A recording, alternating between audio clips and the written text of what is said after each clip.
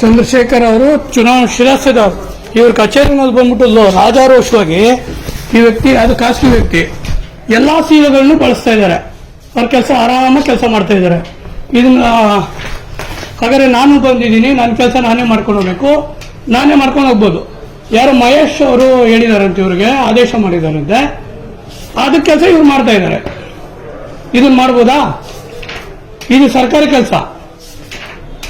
ಸರ್ಕಾರಿ ಕೆಲಸ ಯಾರು ಬೇಕಾದ್ರೂ ಮಾಡ್ಕೊಂಡು ಹೋಗ್ಬೋದು. ನಿಮ್ದೆ ಈ ತಾಲೂಕು ಆನೇಕಲ್ ತಾಲೂಕು ಆಫೀಸು ನಿಮ್ದೆ ಸ್ವಯಂ ಪ್ರೇರಿತ, ಯಾರು ಏನ್ ಬೇಕಾದ್ರೂ ಮಾಡ್ಕೊಂಡು ಹೋಗ್ಬೋದು.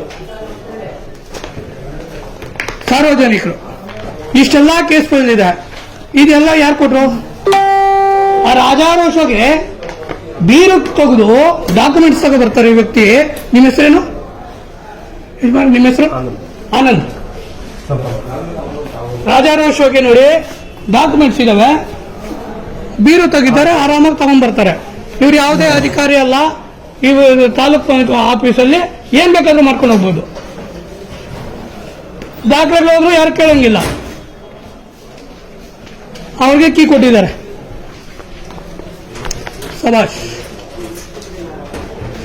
ಇದು ನಮ್ಮ ತಾಲೂಕು ಆಫೀಸಿನ ವ್ಯವಸ್ಥೆ, ಯಾರು ಕೇಳಂಗೇ ಇಲ್ಲ ಇಲ್ಲಿ.